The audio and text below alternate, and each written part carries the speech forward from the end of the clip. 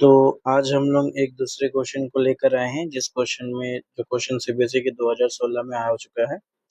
Question है कुछ इस तरह से कि in series L R circuit, बस ध्यान देना है कि सीरीज एल आर सर्किट है।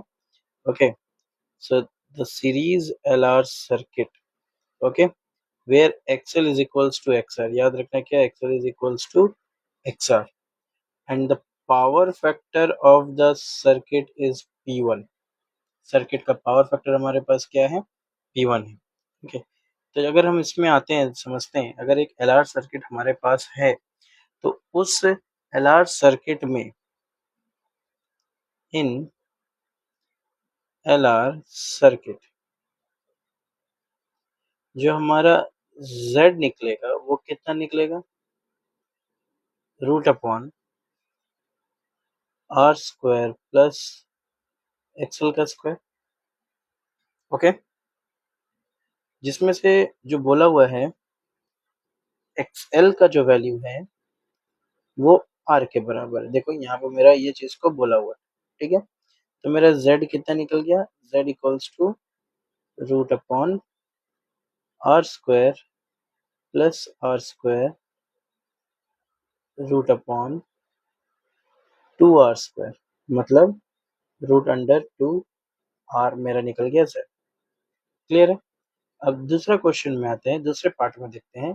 दूसरा पार्ट में ये बोल रहा है कि पावर फैक्टर, जो हमारा ये पावर फैक्टर है ना, power factor of the circuit is P1।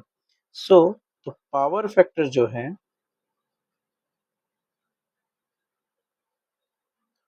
Power factor जो हमारा P1 है वो है अपना R/Z।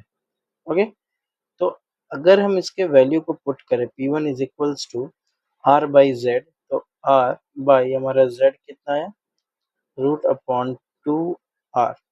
ठीक है, तो सॉल्व करके मुझे कितना मिला, 1/√2। तो मतलब मेरे पास जो वैल्यू आया है आपका P1 का वो कितना आया, 1/√2। तो ये मेरा P1 का वैल्यू है। ठीक है, तो मतलब मैंने क्या किया, इस P1 तक का कैलकुलेशन हो गया। आगे अब क्या बोल रहा है सुनो, when capacitor with capacitance C connected such that XL is equals to XR, but यहाँ पे थोड़ा सा ध्यान देना, यहाँ पे वो XR नहीं होगा, गलती से हो गया, यहाँ पे XC है। ठीक है, क्लियर है। क्वेश्चन क्या बोल रहा है सुनो, when capacitor with capacitance C such that XL is equals to XC। अब हम इसी सर्किट में क्या कर रहे हैं, एक कैपेसिटर को जोड़ दे रहे हैं। अगर जब हम कैपेसिटर जोड़ेंगे तो अब सर्किट हमारा क्या बनेगा, ये बनेगा इन LCR सर्किट, क्योंकि अब इसमें क्या हो गया, एक एडिशनल कैपेसिटर भी जुड़ गया। तो उसके लिए Z का वैल्यू मेरे पास क्या आया, root under R² plus XL minus XC का होल स्क्वायर। बट गिवन क्या था मेरे को, कि जो XL वैल्यू है वो XC के बराबर है। तो Z मेरा लिए क्या आ गया, रूट अपॉन R², मतलब Z का वैल्यू आ गया R।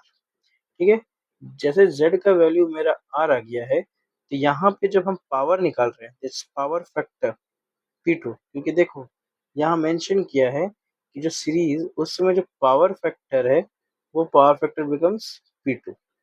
ठीक है, तो पावर फैक्टर जब मेरा P2 हो जा रहा है, this P2 is equals to what, क्या आ जा रहा है, P2 इज इक्वल्स टू हमारा आएगा again R/Z।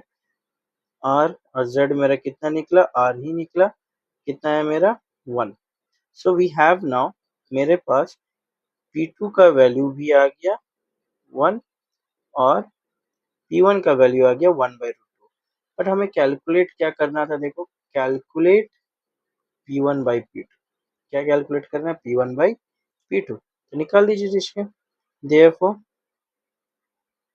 P1/P2 is equals to 1/√2/1 which is equals to 1:2।